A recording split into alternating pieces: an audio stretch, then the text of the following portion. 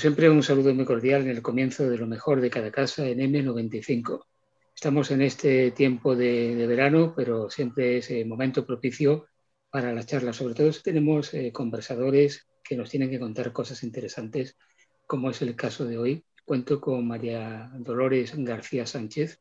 Ella es doctora en Ciencias de la Comunicación por la Universidad Complutense, pero también está muy vinculada al mundo de la medicina. Ahora diremos por qué. María Dolores, ¿qué tal? ¿Cómo andas? Buenas tardes, muy bien. Gracias, Paco. Gracias por contar conmigo hoy aquí con vosotros.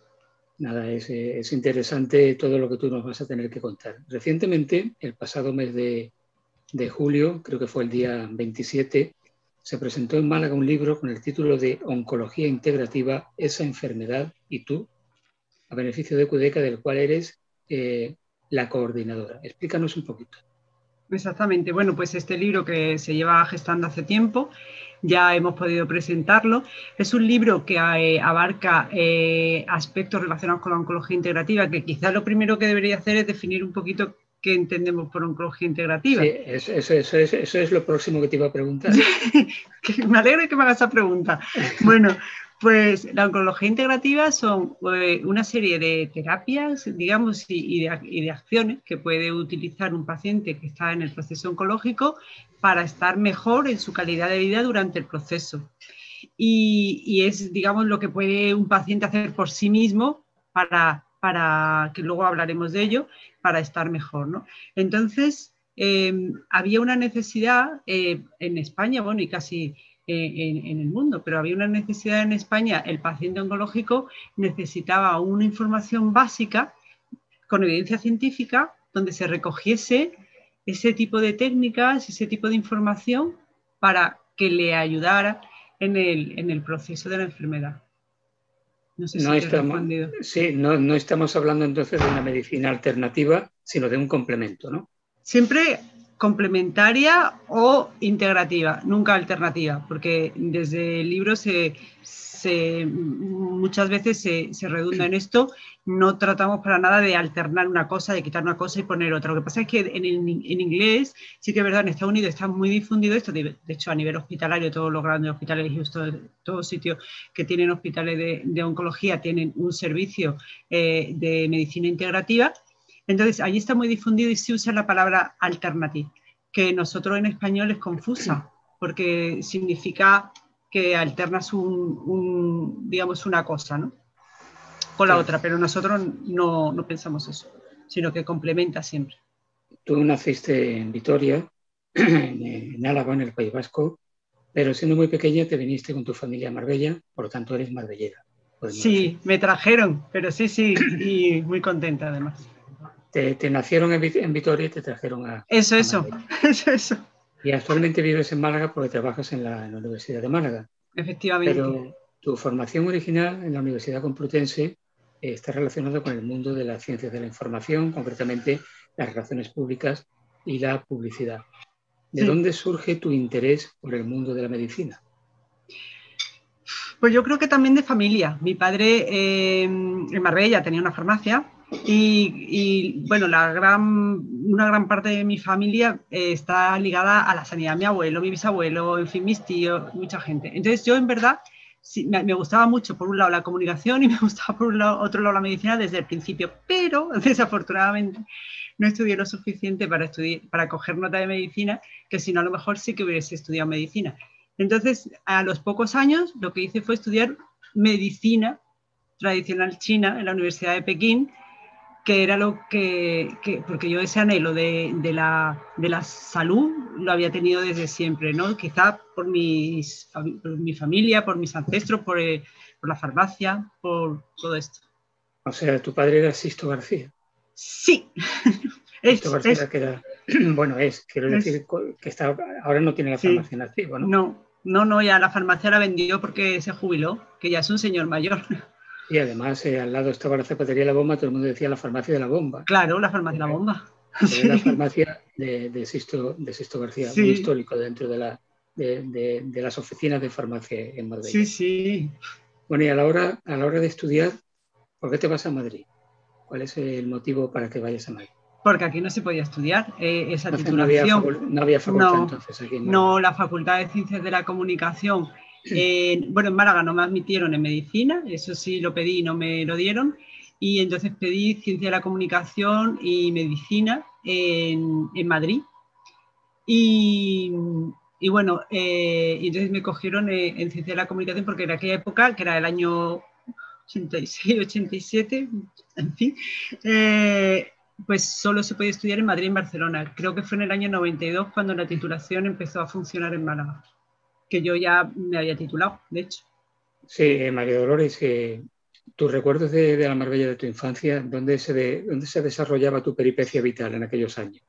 Bueno, mejor no contar esas cosas. Pero bueno, no, bueno, como yo supongo que había un instituto, en aquella época solo había un instituto, entonces era bonito porque todos nos conocíamos allí, por así decirlo, ¿no? Y estaba el instituto y formación profesional, estaba en dos edificios diferentes, entonces pues nos conocíamos todos los de la misma edad más o menos y que estaban estudiando, y aparte en el puerto nos conocíamos el resto de los de la misma edad, ya unos que estudiaban y otros que no estudiaban en el puerto deportivo. Y luego, bueno, era una época, yo recuerdo Marbella de aquella época, de los años 80, con muchísima alegría, ¿no? En Radio Nacional, que tenía Radio Cadena Española en aquella época, ¿no? Que tenía un programa Antonio Díaz y Pablo Martínez Braille, en fin, era una época de la música que yo era muy, muy musical, había muchos grupos de música, íbamos mucho de conciertos, había en lo que es el teatro, había muchos espectáculos de, digamos, de vídeos, de videoclips, de música, de teatro. Estaba el grupo de teatro, que yo pertenecía al grupo de teatro de la Universidad Popular. Yo era una Marbella de aquella época, yo era muy, muy feliz. Pues bien, esa época de Radio Cadena fue muy fructífera con Antonio Díaz, que sí, su apodo radiofónico era El Podri. Sí, El Podri, por supuesto. El Podri, Antonio Díaz El Podri, muy amigo mío también. Por supuesto, Pablo Martínez Miralles, que después se marchó a Sevilla, a Canal Sur. Sí, fue un tiempo realmente bastante diferente, ¿no? Donde se hacía la Marbe Pop también. Sí, también. Efectivamente, con todos los grupos de Marbella, más o menos, y de alrededores. Bueno, María Dolores, vamos a profundizar un poquito en este libro de Oncología Integrativa. Tú recopilas ahí la sabiduría, por así decirlo, de muchos expertos, de especialistas de prestigio internacional, alrededor de 50, ¿no? 66. 66. Bueno, me he quedado corto. ¿Y el lector qué va a encontrar? Bueno, estos expertos yo creo que son una suerte, la verdad, porque yo soy muy ilusa, y entonces, como soy muy ilusa, pues yo decidí escribirles a los autores que yo pensaba que más sabían de eso, en el mundo incluso, ¿no? Y dije, pues yo le voy a escribir a ver qué me dice, porque el no ya lo tengo. Esa frase a mí me gusta demasiado, es un problema. El no ya lo tengo. Y entonces les escribí y me sorprendí muchísimo porque gente muy ocupada, muy famosa, me dijo que sí a hacer un capítulo de lo que yo les decía que lo hiciesen, que, hombre, básicamente era su especialidad, sin cobrar un duro. Y luego no cobrar un duro ni por hacerlo, ni luego por vender el libro, porque todo el dinero es benéfico, ¿no? Entonces, ellos, pues desde Pere Gascón, que empieza a hablar de qué es la oncología integrativa, oncólogos que hablan de la medicina holística en oncología, luego pasando, hay una gran lista de especialistas en medicina china, en ayurveda, en medicina tradicional india, en, bueno, homeopatía, también cuerpo-mente, en mindfulness, incluso en Reiki también, que está muy mal valorado, pero luego sé que no tengo ningún problema en hablar de todo eso.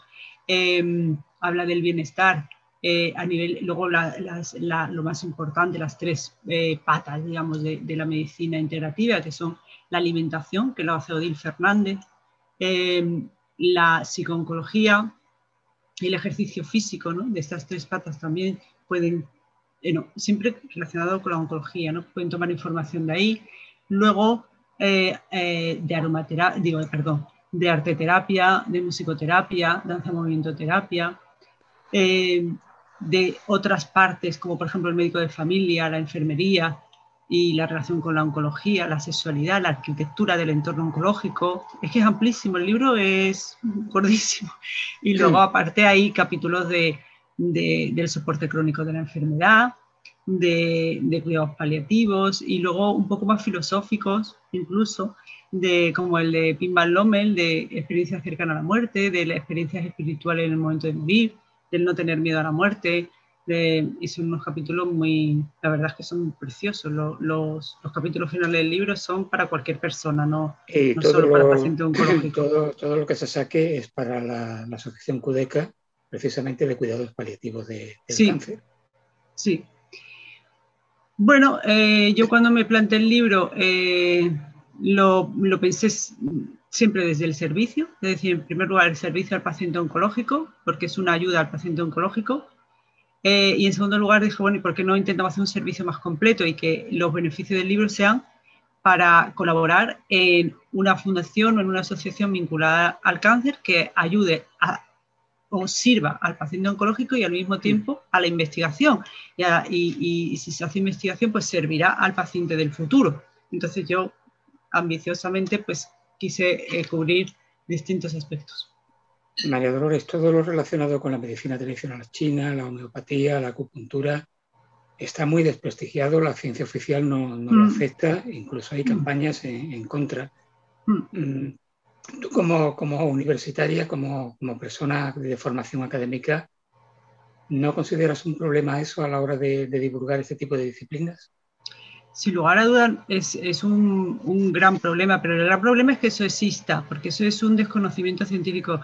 Yo siempre he sido, bueno, yo tengo 2 tesis doctorales, ahora voy por la tercera, y me gusta mucho la ciencia. Yo siempre he sido, de hecho, cuando yo dirijo tesis, cuando yo dirijo trabajo fin de grado, siempre del método científico y siguiendo todo el protocolo del método científico. Soy amante de todos los filósofos de la ciencia. Y, por ejemplo, Popper, que fue la persona que acuñó el término pseudociencia, cuando definió el término pseudociencia se refería, que yo creo que es que la gente que ha hablado desde los ministerios sobre la pseudociencia, hay mucha gente que habla de pseudociencias que no sabe ni siquiera qué es pseudociencia. Pseudociencia es una ciencia que no se puede demostrar. No puede haber, la hipótesis que uno plantee no puedes refutarla ni nada. Porque, por ejemplo, una hipótesis de pseudociencia podría ser Dios existe.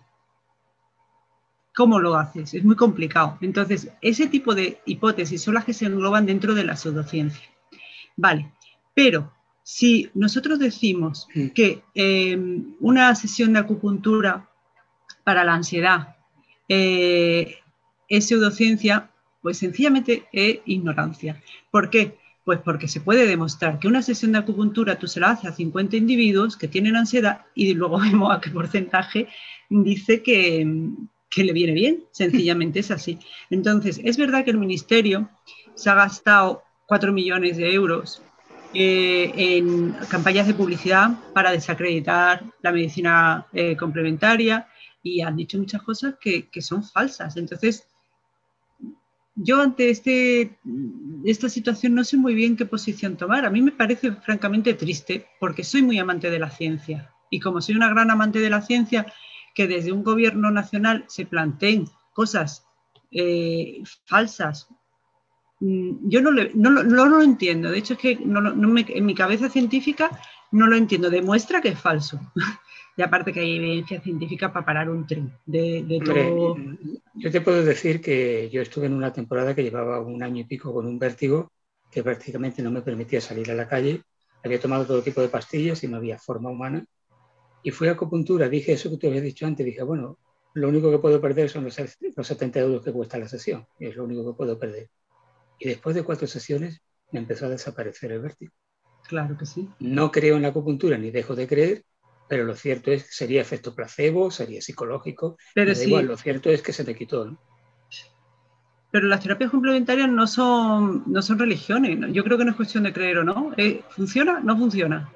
Ya está. Como la medicina convencional. O sea, funciona, porque también decimos, bueno, es que tengo hernia, me voy a operar. ¿A qué porcentaje de la gente se queda mejor después de 1 año de haberse operado de una hernia lumbar, por ejemplo?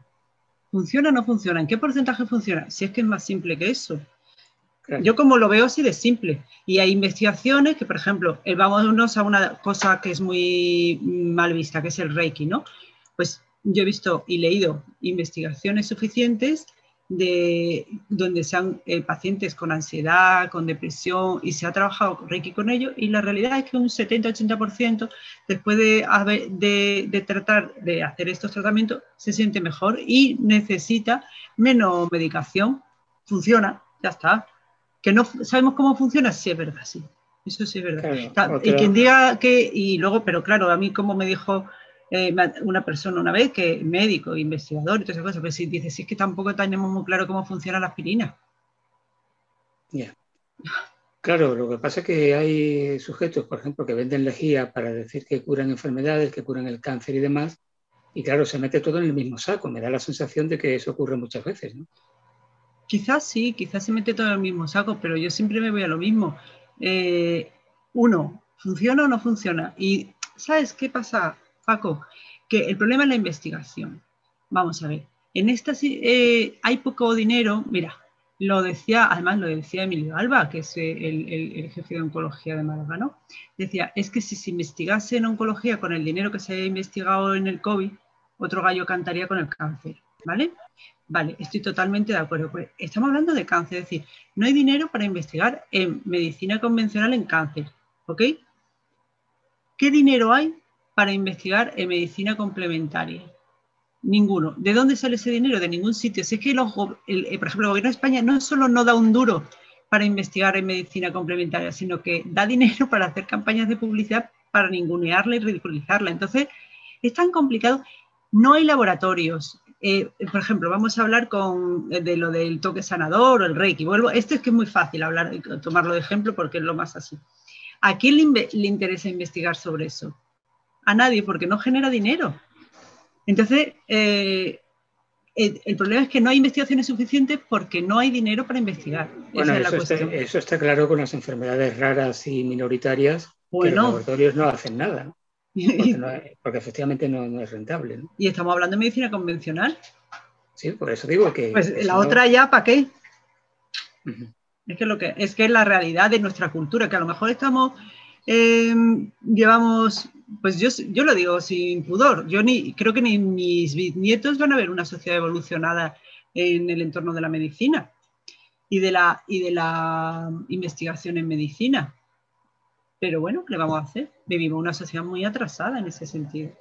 Tú por la recopilación de datos que llevas realizado por tu contacto con especialistas, se dice a veces que ahora se detectan más cánceres, por ejemplo, por la alimentación, por el medio ambiente y, por supuesto, porque las personas viven más, hay mayor longevidad. Sin duda, todos esos factores influyen o no. Sin duda. ¿Cómo lo ves tú? Sin duda, y hay muchas investigaciones. Hay un libro que les recomiendo a todos que habla sobre los disruptores endocrinos, que el autor es un catedrático de la Universidad de Granada, que se llama Nicolás Olea. Y bueno, su libro es magnífico. Él lleva 25 años investigando sobre los disruptores endocrinos y además tiene una inteligencia de escribir que se entiende todo muy bien. Y este libro, digo este libro porque él ha investigado mucho sobre eso, hay muchos artículos sobre el tema, demuestra que hay componentes en sartenes, en la botella de agua cuando bebemos, en muchísimos elementos que pueden provocar cáncer, ¿vale? Porque tienen unas sustancias que el cuerpo no elimina, entonces se quedan, digamos, pegadas a la grasa que tiene, por ejemplo, la mama en el cuerpo, y entonces luego esa sustancia con el tiempo, pues, en fin, provoca un tumor y de muchas maneras. La cuestión es que la alimentación a través también es que esto es para hablar 5 días, se puede hablar mucho, pero por ejemplo todo esto que estoy contando no lo sé yo por ciencia infusa, sino porque lo he leído, ¿no? Es decir, yo puedo facilitar esta información a quien me la pida sin ningún problema, porque la he leído, ¿no? en revistas. Entonces, en la alimentación, por ejemplo, las grasas industriales, el azúcar, componentes de perfumes, de maquillaje, de muchos alimentos, etcétera, etcétera, etcétera, pues son cancerígenos. Volvemos a lo mismo. ¿Y esto por qué no se dice? Bueno, por ejemplo, se vende legalmente el tabaco, que además es una fuente de ingreso estatal importante, y está comprobado que el tabaco es absolutamente perjudicial y productor de cáncer. Claro, me gustaría que se hiciese una campaña de 4 millones de euros, bueno, 2 millones además seguro está publicado se puede encontrar en internet lo que se han gastado en publicidad, que yo digo engañosa, ¿no? Pero a ver quién denuncia esto, claro. El gobierno se gastó 2 millones de euros en publicidad engañosa sobre la medicina complementaria. ¿Y por qué no se gastan ese dinero en, por ejemplo, informar a la población de que la obesidad y el sobrepeso son un elemento importante en el cáncer? Me parece muy relevante decir eso. Realmente es un asunto complicado, siempre polémico sin duda, que suscita el debate y donde, pues, como siempre, están también los intereses económicos de por medio, ¿no? Eso es algo. Hombre, está la industria toda la industria alimenticia detrás, toda la industria farmacéutica en cierta medida. Yo no debería hablar de esas cosas porque no es exactamente, pero claro, es mi opinión. Yo pienso que es y también está la comodidad del paciente o de la persona, que también es responsable de su salud. Yo pienso que no podemos tampoco echarle la culpa solo a los demás, sino que nosotros somos responsables un poco de nuestra salud. Yo creo que en este momento todos sabemos que el tabaco es perjudicial para la salud, ¿no? Y que provoca cáncer y otras enfermedades cardíacas, etcétera. Pero gente fuma, ¿no? Entonces, bueno, ahí estamos también con la libertad. La gente sabe que la obesidad provoca enfermedades. La gente sigue comiendo más de lo que debería. También somos nosotros responsables, Paco. Sí, sin duda. Además, en estas últimas semanas con el tema de la pandemia, que no termina de irse, pero mucha gente ya piensa que se ha ido, ni se respeta mascarillas, ni grupos, ni distancia, ni nada. Y bueno, pues ese es el problema que tenemos, ¿no? Que somos muy poco disciplinados a la hora de cumplir normas donde nos va la vida. O sea, es que ya nos va la vida en ello y no... La palabra es comodidad, Paco, claro. Comodidad. Sí. Y ya está. Tú eres experta también en marketing, ¿no? Bueno, he trabajado, sí. Pero experta es una palabra demasiado fuerte. Algo entiendo. Pero tienes algunas publicaciones sobre el tema del marketing. Sí. ¿Sigue siendo actualmente los diseños de marketing, las estrategias de mercado fundamentales para cualquier producto? ¿O ahora ya hay otros cauces, otras vías? O digamos, el marketing se adapta también a nuevas vías. Claro, el marketing se adapta a nuevas vías. Lo que pasa es que yo ya, el marketing, que sí que lo he trabajado mucho, pero yo ya no estoy muy, ya no tengo tanta afinidad, soy como, no me gusta tanto el marketing, como creo que el marketing como concepto teórico se ha girado para un beneficio de la empresa, así de una manera un poquito exagerado, pero eso no era el marketing que yo aprendí, ¿no? El marketing que yo aprendí era tratar pero que era a nivel teórico, pero luego, claro, se quedó en teórico, pero para mí era teórico y práctico, que era el entender que el cliente, tú estableces una relación a largo plazo entre la empresa y el cliente, y para mejorar esa relación, como pueden ser las técnicas de comunicación, pues estaban las técnicas de marketing. Entonces existían una serie de técnicas que servían para mantener una relación eficaz y eficiente con el cliente a largo plazo. Pero esa definición es mentira hoy día, sino que se lo digan las compañías de luz, que tú eres lo que nos importa, anda ya para allá. No es que es pura teoría, es solo un guión de un anuncio de televisión. Entonces el marketing verdadero no se ejecuta como tal. Lo que se está haciendo es una adaptación, adaptándose a los nuevos medios de comunicación, adaptándose a esto, adaptándose al otro, pero el objetivo final siempre es el mismo. La empresa gana. El medio de comunicación por excelencia hoy día, ¿cuál crees tú que es? Porque desde luego ya no es la radio ni es la televisión. no creo que haya un medio por excelencia. Sí, las redes sociales. Bueno, las redes sociales, depende un poco de la televisión, la radio. Yo creo que ahora lo que pasa es que tienes que estar como en más sitios, pero para mí el mundo sin televisión no, es como cuando empezó la tele. Uy, la radio va a desaparecer. No, no desaparece. ¿Por qué? Pues porque cumple satisface unas necesidades. Y la televisión igual. Vamos, es que lo puedes ver en diferido, es que puedes bajarte el podcast, es que no sé qué. Todo lo que tú quieras, al final es lo mismo. Pero a lo mejor, pero la televisión es la televisión. Yo creo que es insustituible. Claro, efectivamente estos nuevos métodos, porque tanto la radio como la televisión se viene adaptando a esos nuevos métodos.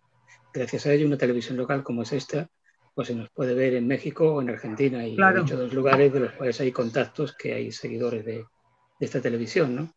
Pues os recuerdo a alguien que escribió un correo diciendo que a ver si la misa de los domingos se podía poner a otra hora porque lo veía desde Argentina y le caía por la noche, ¿no?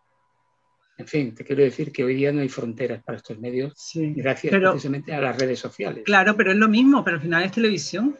Claro. No sé si me explico. Sí, está claro, que no es más media, en el sentido de que no tienes una audiencia máxima en el mismo momento. No, pero es una audiencia máxima en momentos más o menos en un entorno de unas 24 o 48 horas, pero es lo mismo. Para mí es lo mismo. Tú, siendo niña, creciste en relación con la farmacia, quiero decir, ¿tu vida está unida al desarrollo de esa farmacia de Sisto García? Sí, bastante. Que mi padre nos ponía allí a limpiar estanterías. Sí, esto es la educación esta de que los niños tienen que colaborar con la casa. En aquellos tiempos todavía el farmacéutico tenía el cometido de preparar alguna fórmula magistral, ¿no? Efectivamente. Hoy día el farmacéutico generalmente es el que vende medicinas, simplemente vende medicinas. Claro, a mí me influye muchísimo, pero muchísimo. Mi padre no solo hacía formulación que hacía cremas, para la picadura de mosquito, hacía incluso jarabe para la tos, hacía antialérgica, como la famosa antialérgica, que se vendía muchísimo. También hacía fórmulas de hierbas, y ahí es donde entro yo, porque él hacía formulación pues carminativas, para antitusivas, mucolíticas, para un montón de cosas que se vendían en un botecito de cristal, y entonces a mí me encantaba hacer preparar las mezclas de las hierbas, 15 gramos de esto, 20 gramos de manzanilla, 40 gramos de amapola, para estar más tranquilita. A mí me gustaba mucho. Mi padre era muy, muy dado a hacer ese tipo de... No le gustaban mucho las medicinas, hay que decirlo. Le encantaba buscar remedios naturales siempre.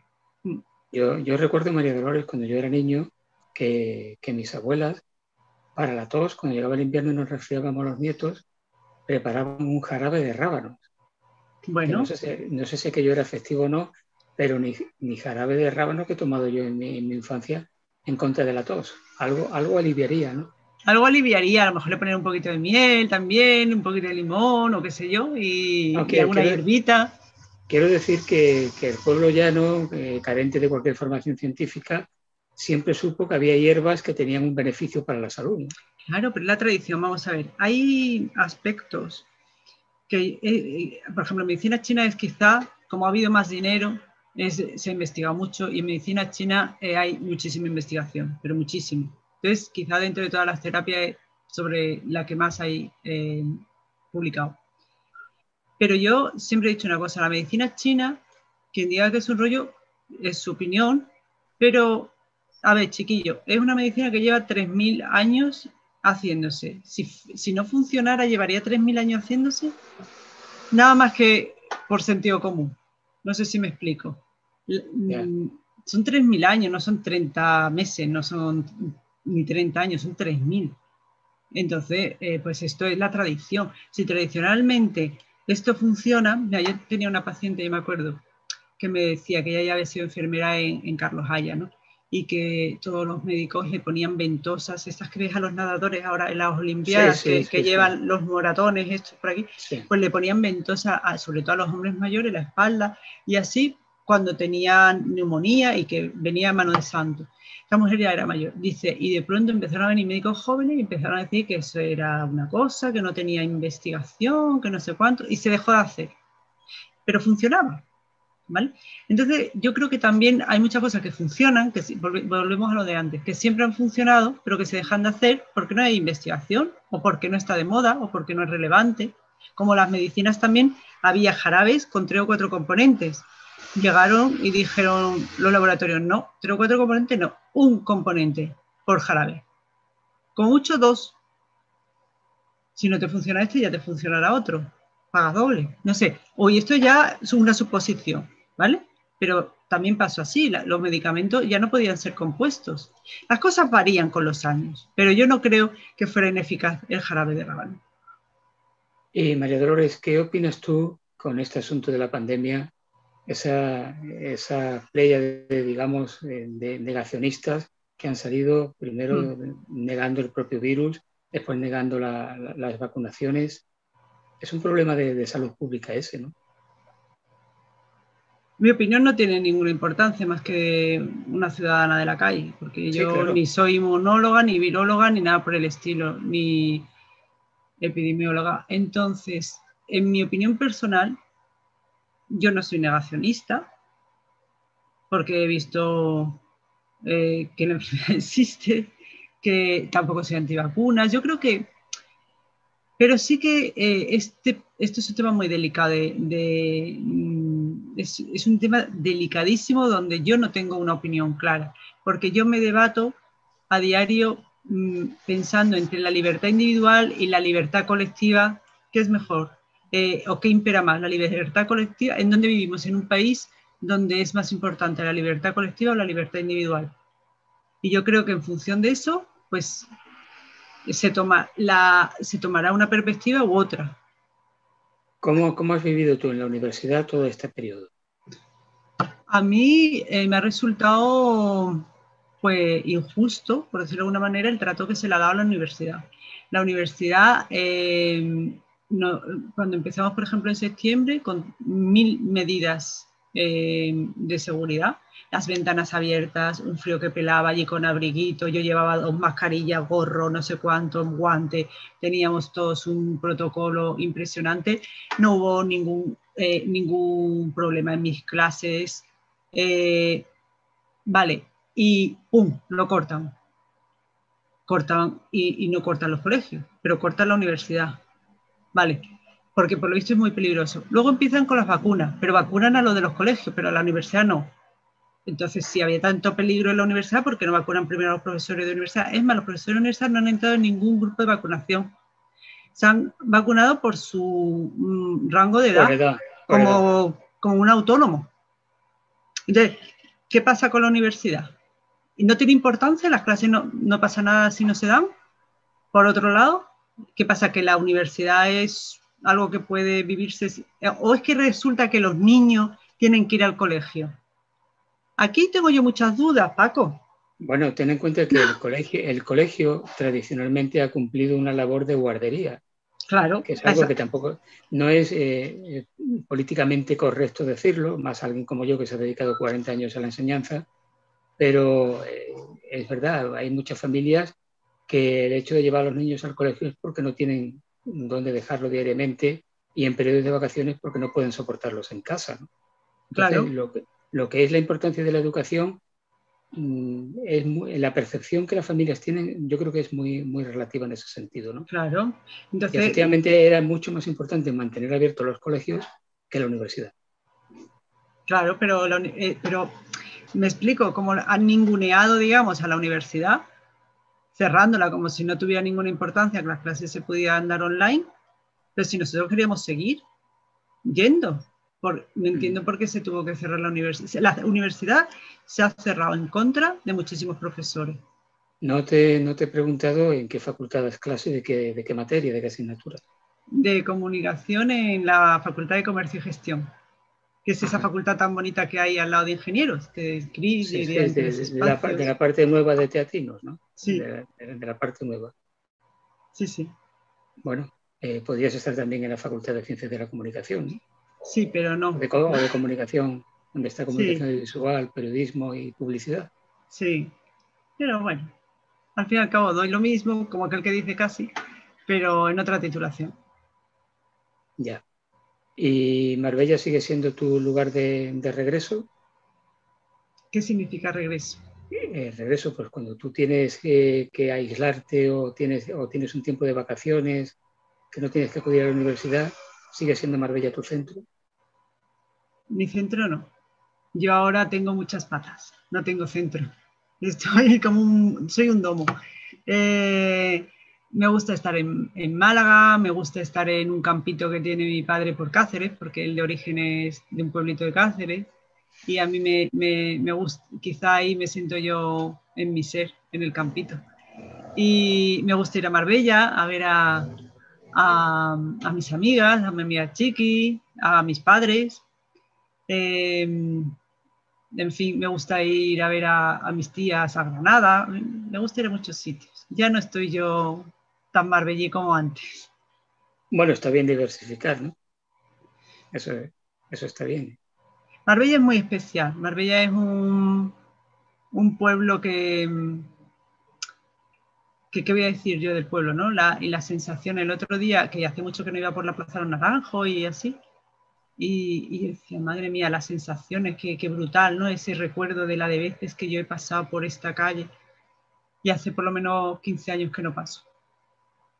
Y, y Marbella hombre, Marbella es que es muy complicado, es como esa casa que siempre tienes ahí, ¿sabes? Y que a lo mejor por eso a veces también no le doy tanta Sí, importancia porque sé que siempre está ahí, ¿no? o quizás como ese amigo o amiga que hace mucho tiempo que no se le ve, pero te lo vuelves a encontrar y es como si no hubiese pasado el tiempo, Sí. ¿no? Bueno, Paco, Marbella cambia mucho, ¿eh? Hombre, Marbella claro que ha cambiado. De esa misma Plaza de los Naranjos, pues yo la tengo asociada a mi infancia con los pasteles de Feliz Cámara de la pastelería, de las dos farmacias que había, de la Bizna y Espejo, Ya. el peluquero, disco libro JM, Madre mía, Discos Misol, la librería Universal, y ahora no hay madre nada mía. de eso. Ahora no Claro, hay nada. hay Hay bares. algún restaurante y algún bar que, Mm, que ocupan casi toda la plaza, mm. que no les gusta que se diga, pero la verdad es que ocupan casi toda la plaza. Pero, Sí, bueno, la calle de la Virgen de los Dolores, ahora todo, ahora, en fin. Es como Marbella ahora es más grande, más turística todavía y es un poco diferente y quizá un poco menos cultural que antes, me da a mí la sensación, no lo sé. No, tú, Paco, que estás más en Marbella, ¿tú cómo lo ves? ¿Piensas que pues bueno, Marbella es...? pues yo pienso que antes el asunto cultural estaba más diversificado. Había más abundancia de acontecimientos quizás de menor calado que los que hay ahora. Ahora los que hay son menos, pero quizás con una repercusión mayor, ¿no? O sea, es un poco la evolución de los tiempos, ¿no? Bueno, hombre, nosotros en aquella época también venían Michael Jackson y Bueno, sí, los Dire claro. Street y toda No, esta gente. yo me refiero a la iniciativa cultural pública, porque lo de los grandes conciertos de Sade, de Stevie Wonder, Sí, de Michael Jackson, eso era de la iniciativa privada, ¿no? Empresarios que arriesgaban su mm, dinero. Pero cuando hablo de cultura oficial, sí. pública, pues se ha evolucionado en ese sentido. Quizás hay menos a otro nivel, ¿no? Pero bueno, todo es una constante evolución. Tú has dicho antes, María Dolores, que eres doctora por 2 veces y estás con la tercera tesis doctoral. Mm. ¿En torno a qué han oscilado tus dos anteriores y la actual? Pues voy variando. La primera la hice porque me interesaba mucho la comunicación que se hacía en un sistema de venta que se llamaba marketing multinivel. Entonces la hice sobre la comunicación en ese tipo de negocios. No había nada, en aquella época era muy complicada porque no había bibliografía, no había investigación, no había nada, pero bueno, ya ahí quedó eso. La segunda, ya estaba yo en la medicina y ya muy metida en esto, y entonces la hice fue un poco, sí, aprendí más de la vida que otra cosa, porque era sobre la relación de las madres y los niños de 0 a 3 años y veía cómo era esa relación en el aspecto de la comunicación y, segundo, si existían distintos tipos de relación y en caso de que los hubiese, si eso influía en el comportamiento de compra de las madres. Eso fue la tesis. La segunda tesis. Sí, había básicamente dos tipos de relación de la madre con los hijos y sí que influía en el comportamiento de compra. Y en tercer lugar, que es la que estoy haciendo ahora, es sobre los cuidados paliativos y la medicina tradicional china. Me voy poco a poco me estoy yendo para la medicina. ¿Has visto? Como del marketing multinivel pasa una mezcla y pasan 10 años de una a otra y ahora de esta, que esta no tiene nada de marketing. Pues muy interesante porque diversificas bastante, ¿no? Sí, no, pero es que son 10. Una fue de 2001, otra 2010 y ahora estamos en 2021 y estoy con la tercera. O sea que entiendo que tu línea de investigación actualmente se centra en este asunto de la medicina tradicional china. Bueno, no, es más amplio que eso, es más bien la oncología integrativa. Lo que pasa es que como el doctorado lo quiero en medicina tradicional china por el título, pues tenía que meter la medicina china, ¿no? Pero en verdad yo ahora estoy muy vinculada a la oncología integrativa, digamos a nivel de investigación. He investigado en el hospital clínico pues percepción de pacientes, sobre la comunicación con el entorno médico, he investigado sobre oncología integrativa y los pacientes oncológicos, aparte he estado colaborando con el clínico también en comunicación en urgencias, entonces también he hecho investigaciones sobre la comunicación del médico y el paciente de urgencias, en fin. Y ahora en el entorno de la salud, de la sanidad, pero muy diversificado, más bien es la oncología integrativa y la comunicación. Esto es la tesis, es un poco lateral, ¿no? Voy a recordar que estamos hablando con María Dolores García Sánchez, doctora, profesora de la Universidad de Málaga, y el motivo, bueno, podía haber sido cualquiera porque ya, como están pudiendo comprobar, puede hablar perfectamente de un montón de asuntos. Pero el motivo, la excusa, por así decirlo, ha sido ese libro publicado recientemente de oncología integrativa, esa enfermedad y tú, a beneficio de QDECA, que se presentó hace unas cuantas semanas en Málaga, y que ¿dónde se puede encontrar? Bueno, a mí me gusta recomendar la librería Proteo, su página web, que está en Málaga porque sufrió un incendio hace unos meses y se quemó. Entonces, para intentar reconstruirla se necesitan fondos y yo sí me encantaría que la gente la comprase en la página web de la librería de Proteo o en la misma librería de Proteo. Pues me parece muy bien porque Proteo y Prometeo, las dos, son librerías históricas de Málaga, donde siempre acudíamos los estudiantes y nos conseguían cualquier libro. Son muy buena gente, son grandes personas. Sí, yo siempre recuerdo de esas dos librerías y la de Pepe Negrete, que estaba en la calle Granada, que era muy pequeñita, pero que era un librero también que encontraba todo. Lo que no tenía lo buscaba. Que hoy día ya los libreros no son así. Hoy día no se toman tanto interés. La verdad es que es difícil. ¿Qué opinión tienes tú de la asociación QDECA? Yo tengo muy buenas sensaciones con QDECA, porque yo he visto el trabajo que hacen, ya que hay una falta o eso me han dado a mi entender, personas que entienden, yo no entiendo mucho, ¿vale? Yo hablo también de lo que me han contado.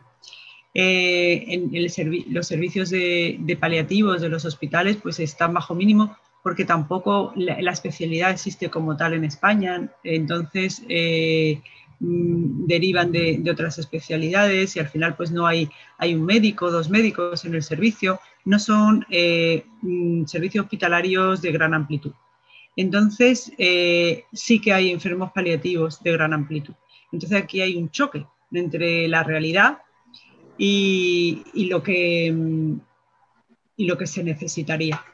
Entonces, aquí juega un papel algo que es como la oncología integrativa que he dicho al principio, que aquí no existe casi y que en el extranjero sí existe. El concepto hospice, que es lo que es Cudeca. Cudeca es un hospice. Lo que pasa es que si lo traducimos, como muchas cosas, como evidencia científica, ¿no? Que si lo traducimos evidencia, pero que en realidad quiere decir investigaciones suficientes, pero nosotros lo hemos traducido mal. Pues hospice no lo podemos traducir, porque si no nos quedaría hospicio. Y Cudeca no es un hospicio, y los hospices no son hospicios. Los hospices son hospitales, digamos, de cuidados paliativos que atienden la salud física, mental, emocional y espiritual del paciente en el último tránsito o en el tránsito de su vida hacia la muerte. Y en Estados Unidos hay muchísimos que algunos tienen vertientes religiosas, por decirlo de alguna manera, igual que surgieron aquí en Europa, en Francia y en el Reino Unido. Surgieron al principio con tendencia religiosa, ¿no? Católica, fundamentalmente, claro. Luego ya no. Hay muchísimos hospices que son totalmente pluriconfesionales. Todas las religiones son bienvenidas y ya está. Cudeca es así, Cudeca no tiene una religión, Cudeca es abierto. Y además es que como es el único tampoco podría posicionarse porque probablemente tendría muchas críticas, ¿no?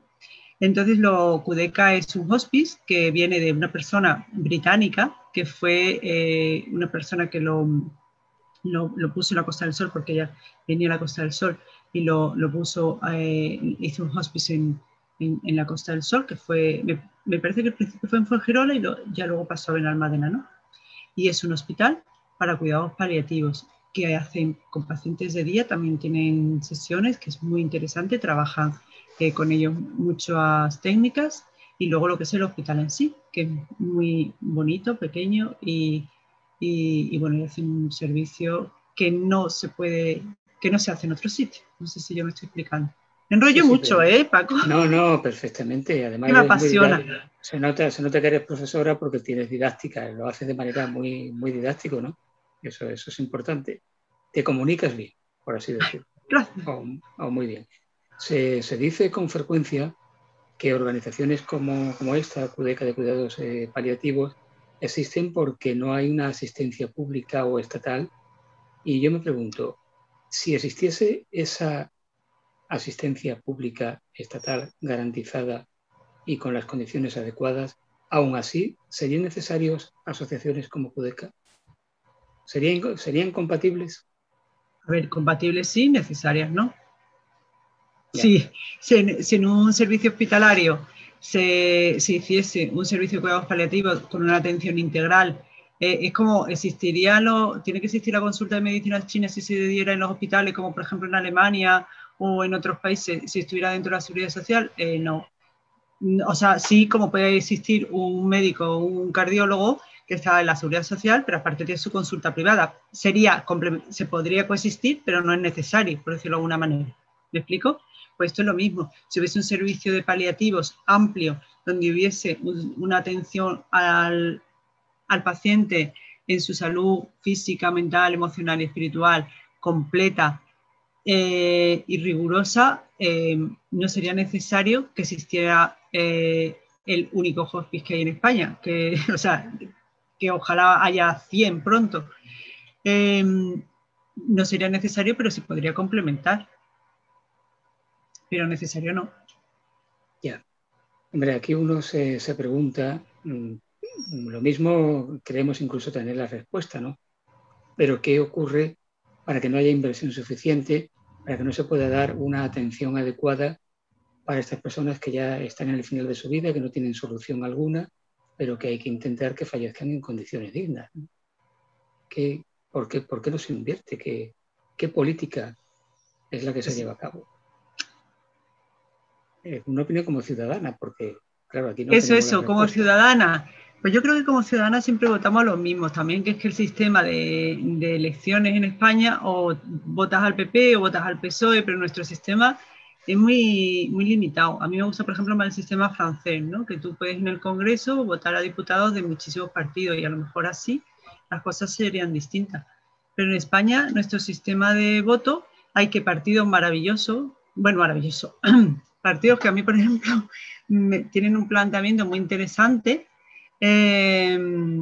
pues no sacan nunca un voto, porque además cuando se presenta a lo mejor en el ámbito nacional, pues luego sale Teruel, también existe, que como solo se presenta en Teruel, pues saca, tiene en el Congreso, tiene una persona, y a lo mejor yo estoy ahora pensando en, por ejemplo, el Partido por un Mundo Más Justo, ¿no? Sacó a nivel global en toda España más votos, pero no tiene un representante del Congreso. Entonces, nuestro sistema hace que las cosas sean como sean. Eso por un lado.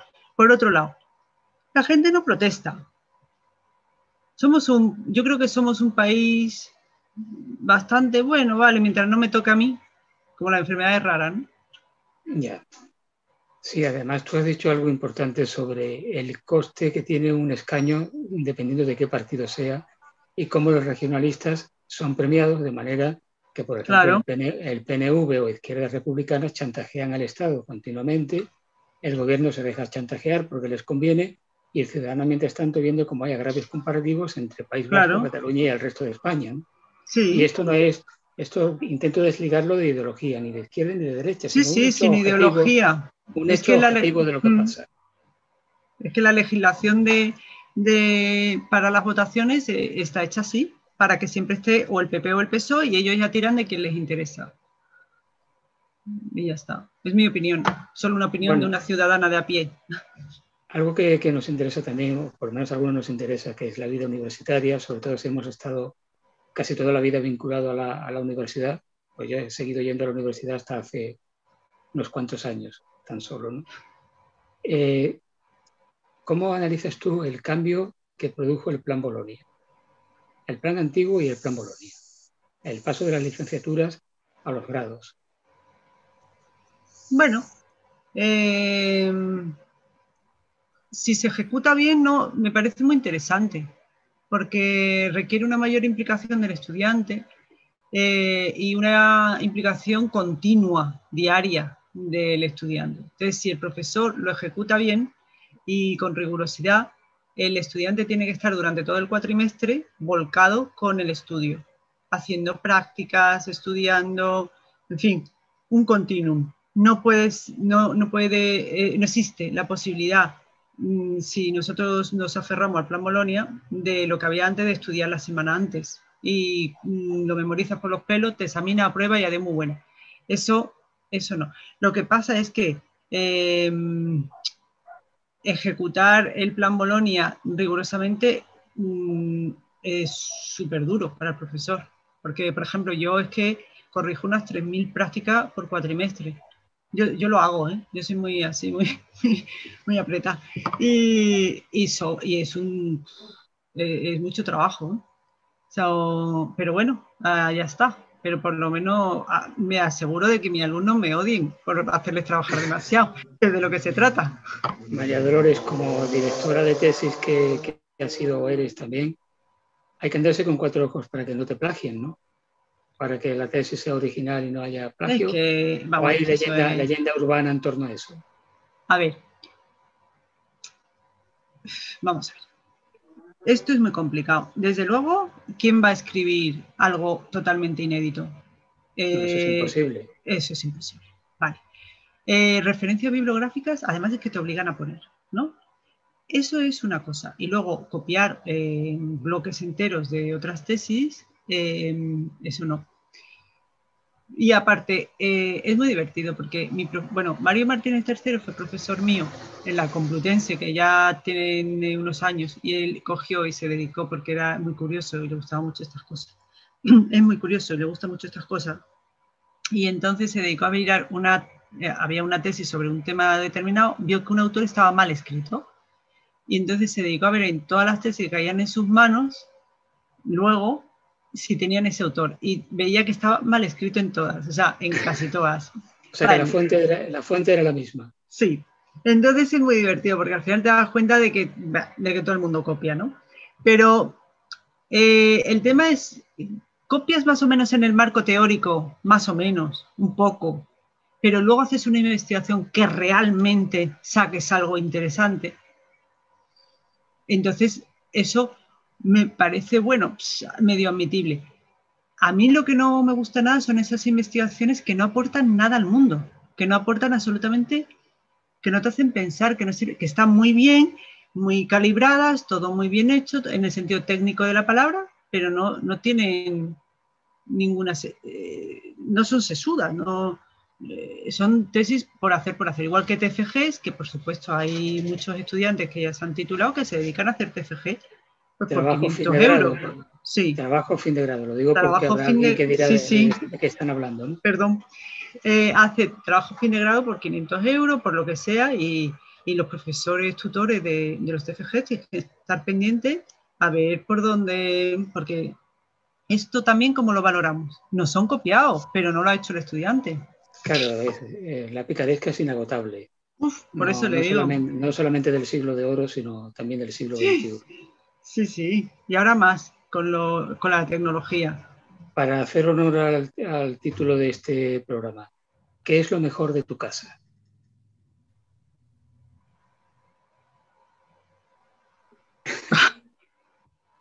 Algo habrá que sea lo mejor de tu casa.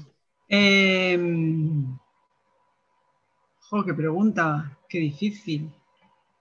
Bueno, la gente que la habita, por orden, los animales que la habitan, los libros que la habitan y las plantas que la habitan. Sí, por ese orden. Está muy bien. En mi casa también los animales son muy importantes. Vamos, yo creo que vivo en esta casa con permiso de los animales. Sí. No al revés, no son ellos los que viven con mi permiso, sino al revés. Sí. Un libro, aparte de este libro de oncología integrativa, recomiéndanos un libro que para ti haya significado algo. Pues para mí quizá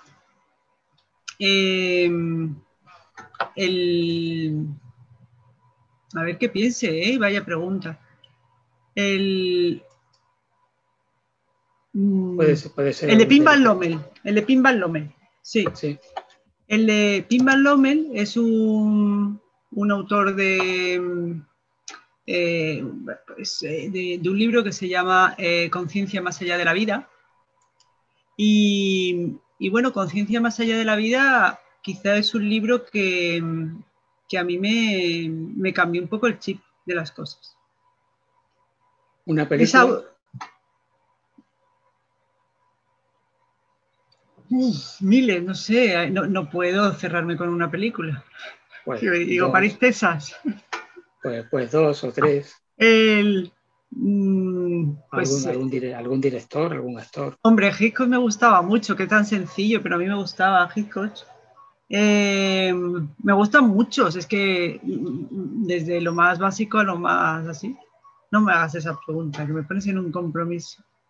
Bueno, pues lo dejamos ahí, pero sí te pregunto por una música o por un estilo de música que te guste. Ahí todos, menos la zarzuela. O sea, que imagínate, yo soy muy musical y a mí el otro día me mandaron un flamenco rap y me mandaron una canción que era rap mezclado con cumbia. Y yo decía, esto es imposible. Bueno, pues no sonaba mal. Y entonces yo soy muy, un poco, muy... Y iba a decir un poco Antonio, el podre. Sí, Antonio también es abierto, ¿no? Pero quiero decir, yo soy una persona muy abierta y lo mismo me gustan los Amaya en un momento dado, que me encanta, porque en ese momento le veo la gracia y me divierte, que lo mismo me gusta, no sé, Mahler, o me puede gustar algo clásico, o me puede... soy demasiado abierta, no puedo cerrarme aquí. Pues sí, porque además de María Dolores hay algunas perversiones que son muy divertidas. Sí, pues si no es que una cosa es que depende del estilo, no, depende de la calidad, porque... Claro, efectivamente. Hay músicos que tienen una chispa que tú dices, esto va a pegar un pelotazo, esto es buenísimo. Y en ese estilo, pues la gran mayoría es una porquería, vamos a decir, entre comillas, ¿no? Pero es que para mí no son estilos, para mí es que lo escucho y digo, ¡guau! Qué frescura tiene, o cómo fluye la canción, o qué suave es, o qué matices, ¿no? Es que depende. María Dolores, me ha encantado hablar contigo. Se nos ha terminado esta hora, te hemos conocido mucho mejor Vemos que eres una persona vitalista, estudiosa y versátil, de amplio registro, como algunos actores y actrices. Que tengas mucho éxito con esta oncología integrativa, esa enfermedad de tú, que se divulgue muy bien porque creo que se puede sacar mucho partido, que puede ayudar a muchas personas. Muchas gracias, Paco, y muchas gracias por esta entrevista tan amplia y tan rica que me ha encantado, me encanta. Muchas gracias, Paco, gracias por llamarme. Nada, hasta otro momento. Hasta luego, Paco. Pues desearles a nuestra audiencia que sigan viviendo el verano, pasándolo bien. Nosotros regresaremos con más invitados para seguir hablando en lo mejor de cada casa. Hasta entonces.